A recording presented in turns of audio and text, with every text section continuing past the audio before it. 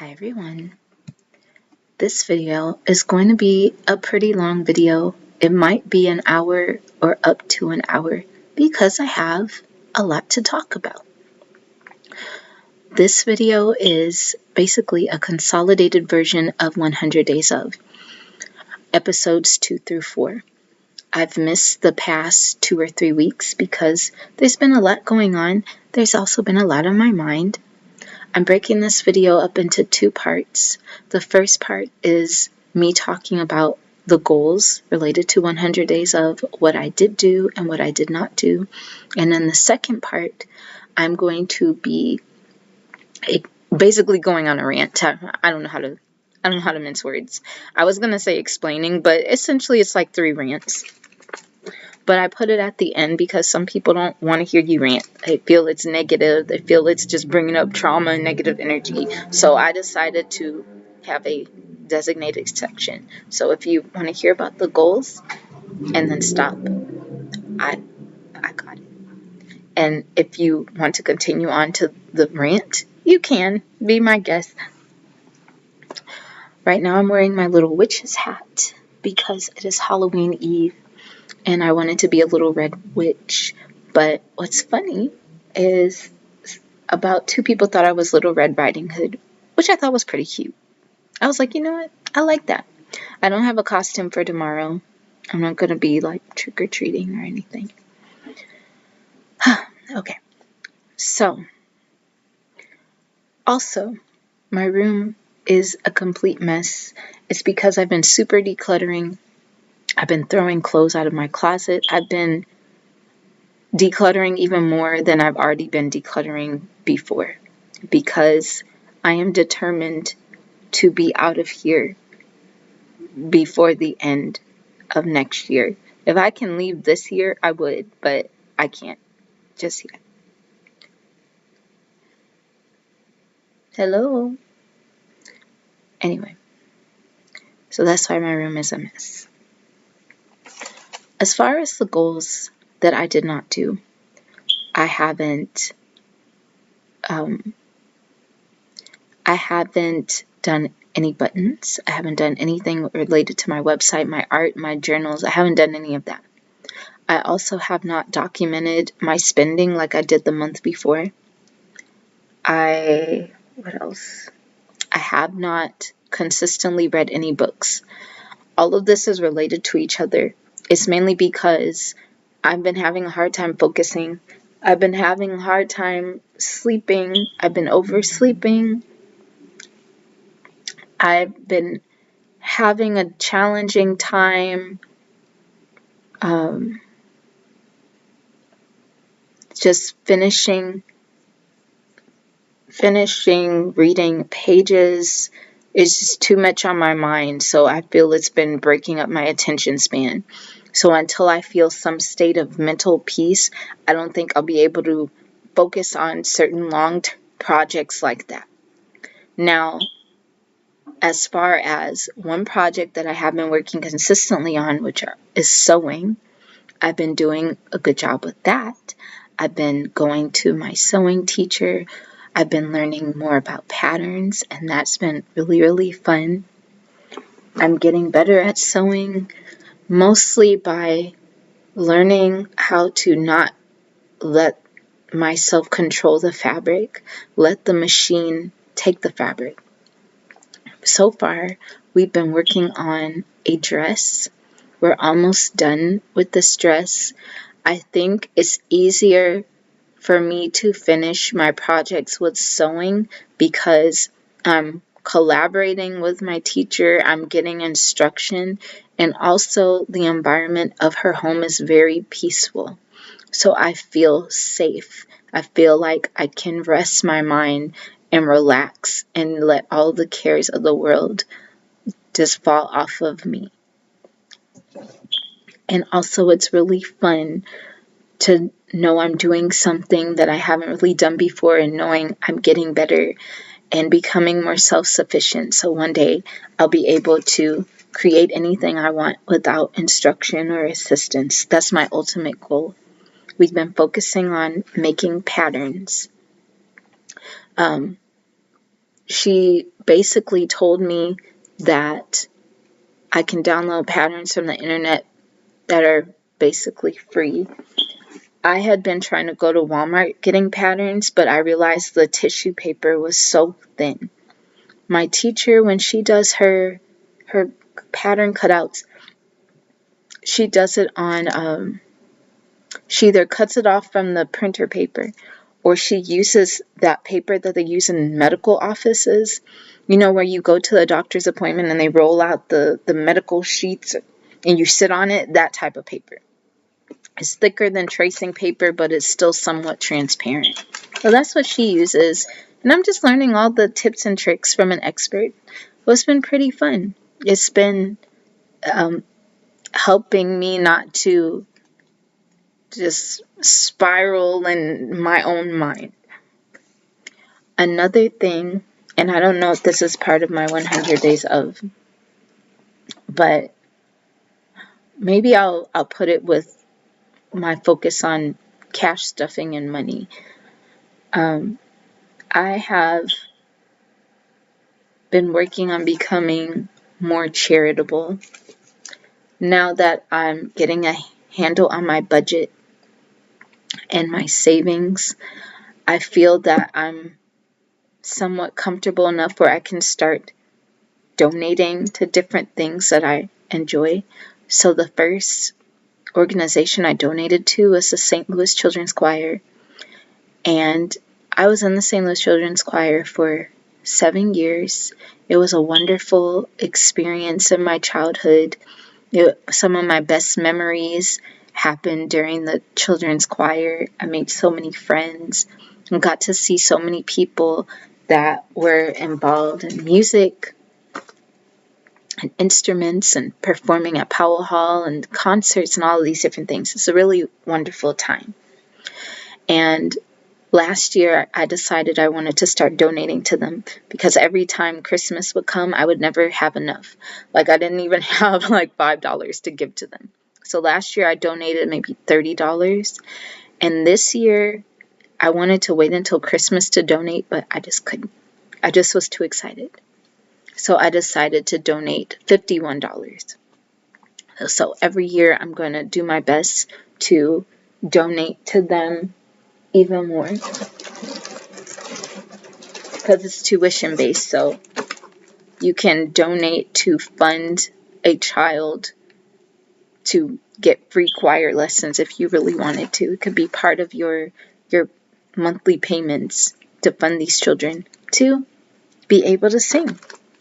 Another thing that I've been doing to be more charitable is giving things to my goddaughters.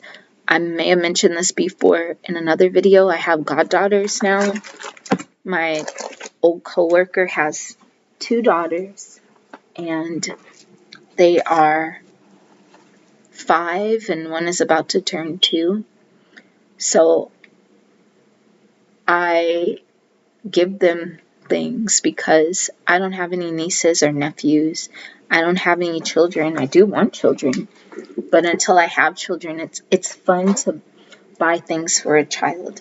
It's fun to invest in their education and stuff. I already bought the 5-year-old her homeschooling supplies maybe a few months ago. Now they're running low on the homeschooling supplies, so I went to the dollar store and I bought some more. So if you have a Dollar Tree near you and they have similar items, you can get a lot of good homeschooling materials for them. I have this one, which is a map of the U.S. that you can hang on your wall. And mind you, it's kindergarten. So a subtraction workbook, a word families activity book, a workbook for reading. This one is a first grade book, but it's about the 50 states. This one is first words. And this one is STEAM, which is science, technology, engineering, art, and math. And I remember when I first heard about STEAM, it was near the end of my tutoring career. And it was one of those grant words. I call them grant words because those were words that they would use to get a grant. Like, look, we're a charter school. We focus on STEAM. Give us grant money, please. And then they get their grant money. So when I saw that, I said, oh, okay, that would be nice. At least they added the art in STEAM, because at first it was STEM and they just didn't give a care about the artsy children, the music children, the dance children, the painting children. They didn't really care. They're like, math and science, which is cool because we need those to make the world go round. But sometimes not all of us are mathematical. I definitely am not. So that's one thing. I also gave my cousin $50 for her birthday. Her birthday's next month. And it was so much fun because she had a shopping spree at my job with the birthday money. So it was nice. It was nice seeing her get what she wanted. I had saved for weeks and weeks and weeks and weeks and weeks. And it was just so nice to just be able to be charitable to people. Next year, since I've been doing cash stuffing, I think I want to incorporate cash stuffing on this channel. I want to create a binder, and instead of, like other cash stuffing channels where they go through their different binders and they're like, oh, this is for my thing, this is for my bills. I don't want to do that one in particular. I want to do one for a particular goal, just one binder that I create.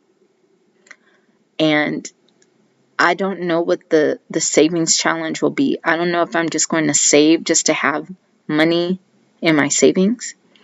I don't know if I'm going to be saving for a house. But what I may probably do is save for a scholarship.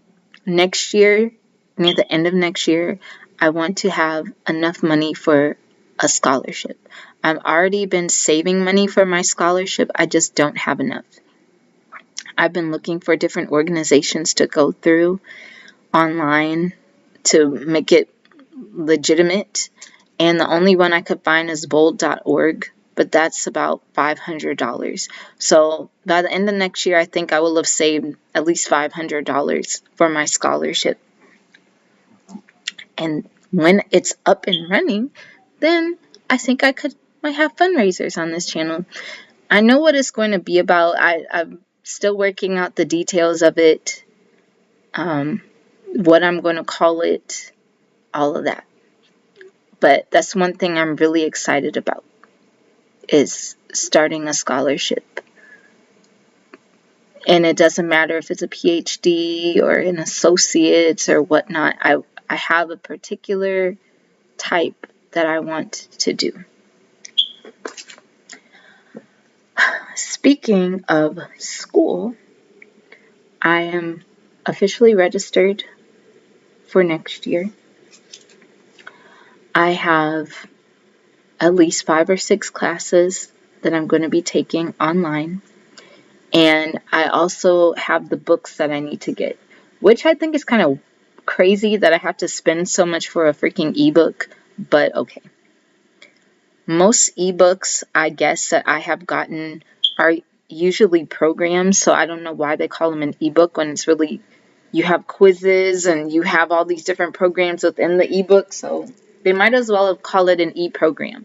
If you call it an e-program, then it would make sense to me why I have to spend this amount of money for something that isn't physically in my hand, but okay. But yeah, I'm pretty excited. School is one of the things that can just pull me out of a dark, depressive mode. I don't know why. It's just because I love school. And if I feel like I'm working on something or working towards a goal, it makes me less depressed. Another thing I've been doing is I have been decluttering, of course.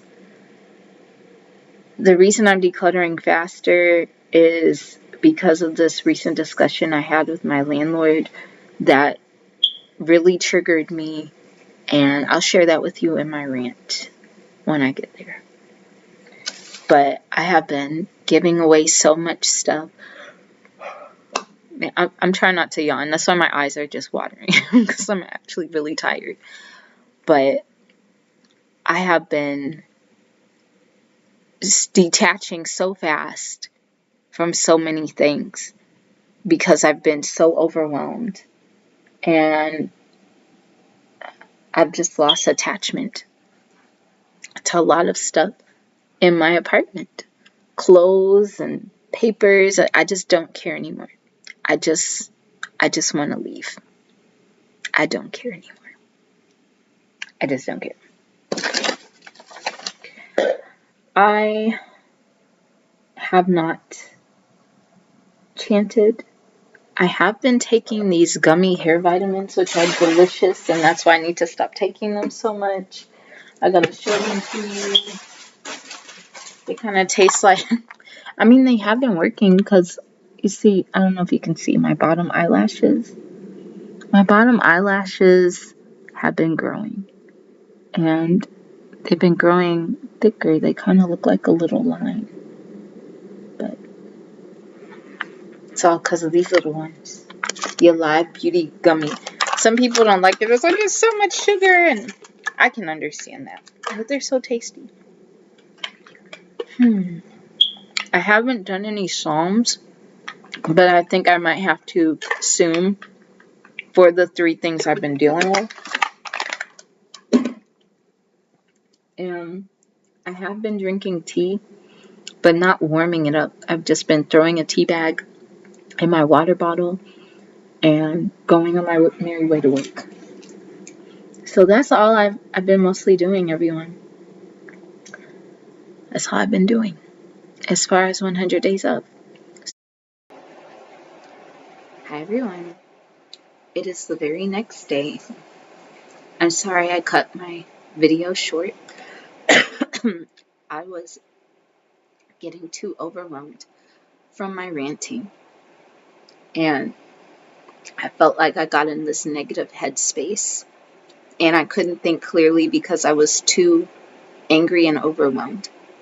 So I decided to go to sleep and rest on it and film the second part today. And yes, my room is still a mess. I'm still organizing, but I have to go run errands.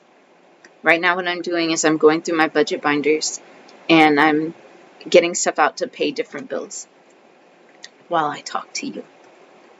So I'm going to basically give a brief synopsis of what has been going on as far as what my rants were about. So my rants were about 3 things. The first one was my apartment. The second one was this person that keeps bothering me. And then the third one has to do with where I used to live before. So we'll start off with the smallest one. Smallest one, the place I used to live before. I don't know what their deal is with me, but for some reason they keep saying I owe them rent, that I live there now, and I don't. I have not lived there since 2013.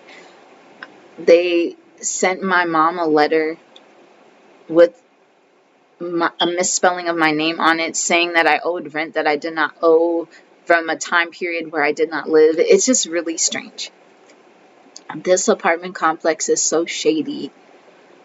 At one point, they had a class action lawsuit that was there were people signing a petition. This was like 10 years ago.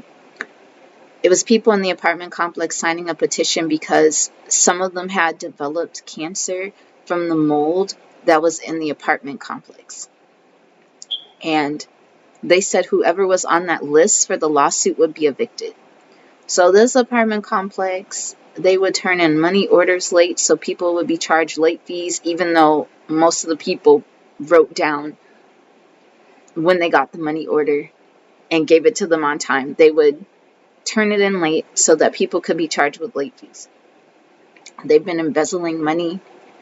They've been stealing from people. They're extremely racist. They're just the ones that when I lived there, a lot of the people that worked in the office were very racist. They were stealing money. Some of them were on narcotics. At least one or two of them was in the Klan. So it's just stressing me out. I don't know if I have to go to court.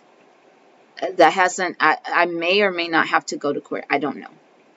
If I do go to court, I'm probably going to sue them or get a lawyer or something and sue them because this is ridiculous. That you want me to pay for something that I do not owe. And I don't know if it was my mom that told me this or my name was brought up and one of the lawyers said, "I don't care." So yeah, you want to ruin my life, okay? I'll play your little game, whatever. But do know I'm going to sue you because I don't live there.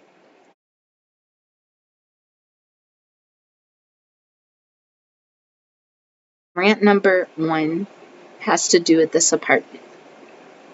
So I'm going through this emotional roller coaster with my home, with my apartment. I don't know how to feel about it. I actually don't know how to feel about it. Half of me wants to leave, and the other half is too afraid to leave. I don't know if the not wanting to leave yet is based off of actual fear that can't be, proven, like it's a silly fear, because I don't have another place prepared for myself. I don't have a house I'm moving into. I just know I want to be elsewhere. And the other half is making me stay because I'm trying to discern if I'm having intuition or if I'm basing off of fear. Because something inside of me is telling me to stand down and just be still. And that's what I've been doing because I don't know what to do. I'm looking all around me throughout my city, and it's like everything is deteriorating, and I don't know what to do. Everything around me in my neighborhood it feels like it's rapidly declining, and I have this urge to just leave because I feel this impending or impeding danger coming towards this area, or if this is just all in my mind. I don't know. Something is like, stand still, save your money. Just wait and watch. That's what one voice is saying. And the other voice is saying, get out, just get out, leave. Just leave it all behind. And these are the voices I hear every day in my head. But while I'm dealing with that, I was also dealing with just the state of my apartment. Just being here sometimes doesn't feel like I can have any type of mental peace. And it's mostly due to my landlord. I had a conversation with him recently because he was supposed to fix my oven. It took him 6 weeks to fix my broken refrigerator. It took him 7 weeks to fix my broken oven. But the oven was really one of the few things that pushed me over the edge, because he would always make excuses about fixing my oven. He would drag his feet to come fix my oven. He'd be like, "Oh, I would have come fix your oven today, but I'm too tired." Fixing my oven was just too much for him. And so for weeks, I had to microwave food at work. I couldn't really cook anything. I had to try to make dishes in my slow cooker. It just was annoying. And he said, "Every day I don't fix your oven, I'm going to give you $15. So this went on for weeks and weeks and weeks. And so finally, when he fixed it, he's like, "Oh, I'm taking $200 or $450 off your rent now. And you only had to pay $75 for November." Well, that's great and all. But why did I have to go through these other weeks being inconvenienced from a broken oven that could have been fixed. So I asked him, do you have any other properties? And he said, yes, I have a 3-bedroom that's $900. And I basically said, oh, I'm interested. I'd like to see it. And he said, why? Why do you need to see it? It's just you. This apartment that you have now is too big for you. You're a single woman. You don't have any kids. Why would you need 3 bedrooms? It doesn't matter which part of town you live in. One family can bring down the whole neighborhood. Why would you need 3 bedrooms? And I didn't know why I was triggered when he said that. I couldn't figure it out at the moment because it was just too much to mentally process. So I said, okay. But it took me a few hours to really understand why it made me angry. So first, and I'm not trying to be political or anything, but that's kind of sexist to say. What if I'm not able to have children? What if I had a hysterectomy and I can't have any kids? So you're basing it off of me having kids, of why I should have a certain amount of rooms. Secondly, you don't know what I'm going to be doing with those rooms. What if I want it to be a guest room for relatives I come to visit? What if I want to turn it into an office? What if I have a work from home thing and I want an office? What if I want an art studio? It really doesn't matter. Number 3, if I was another race, if I was another race or another sex, would you have talked to me this way?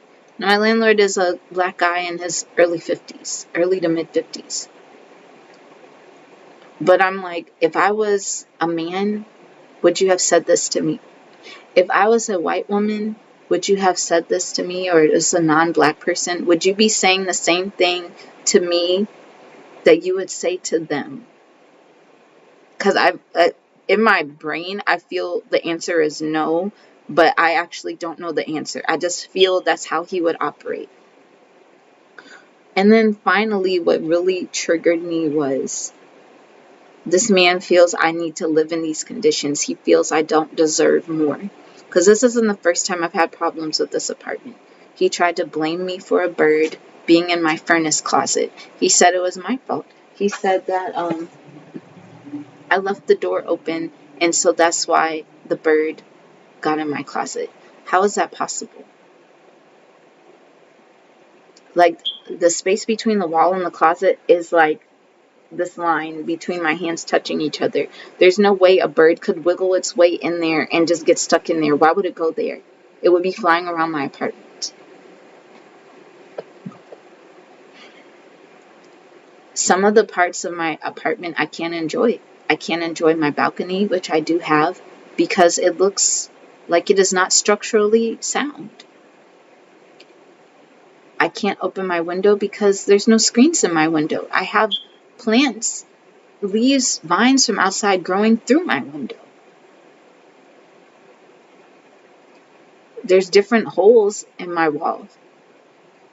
Like there's some type of hole over there where a mouse can just come through. There's a hole in my bathroom that's this big. So I had to spray it with foam just to close the hole. It was this big. If I ask you to fix something, it takes forever to fix. So I feel like this man thinks I deserve to live in these conditions. Because if he did not, he would treat me differently. And I just think it's so funny that he's like, oh, why do you need 3 rooms? You don't have any kids. Why do you need 8 properties then? It's only one you. Wouldn't one property be enough for you? Why do you need 8 properties to manage? So that's one reason, like, I've been decluttering, but I've been super decluttering. Because half of me is decluttering to move, and the other half is decluttering to just shift the energy in my life. And I feel stuck right now because half of me knows somewhere out there there's something better. But then the other half is like, look what is happening around you. You need to pay attention to what's going on. You need to stop being so spontaneous and actually plan out things. You might be moving too fast and you don't know what's going on outside of you. You have to think about like housing market, money, economy, and I don't know if that's just the voice of fear trying to fearmonger me and say that I'm not powerful enough to create my own reality, or if it's the voice of realism where it's saying you need to stand down and see what is going on. You need to see all of the moving chess pieces on this chessboard before you jack yourself up, little girl. There's so many possibilities in my mind. I'm like, okay, I could move. Where would I move to? Should I just give it up and ditch everything? Will I be able to get a place or a house in the time period that I'm trying to do? I don't know what's happening with these markets. I don't know. And I also cannot shake this feeling of something coming, and I don't know what's coming. I can't explain what's coming. I don't know. I just feel like it's this the strange energy coming. I don't know what it is. I can't describe it. And it's not just in my life. It's just a whole... I don't even know if it's a global thing or if it's just an America thing, like a United States thing. But something is happening energetically. I feel like there's this push to transform the family. There's this push to bring back the old, like bring back the past. I've noticed this with different restaurants. They're like, oh, this restaurant that used to be in the 60s or this cereal that used to be in the 50s is now coming back. Blah, blah, blah. We are going to be a Luddite now. And I was like, okay. It's giving hipster. But it's also giving like, welcome to the 1950s. We have our eggs and bacon on the table. Father is going to work and mother is in the kitchen with her apron. It's giving both of those two things at the same time. So I actually don't know what's going on. Now, I haven't even made a decision on how I feel about everything that's happening in the planet. All I know is I have to stand still and be watchful. And so that's what I've been doing. That's why I have been, now that I remember yesterday's video, I've just been trying to take so much stress off of my mind so I can think clearly and give myself breaks of rest. But now I have to go. I have to go run these errands. So I will talk to you all later. Bye-bye.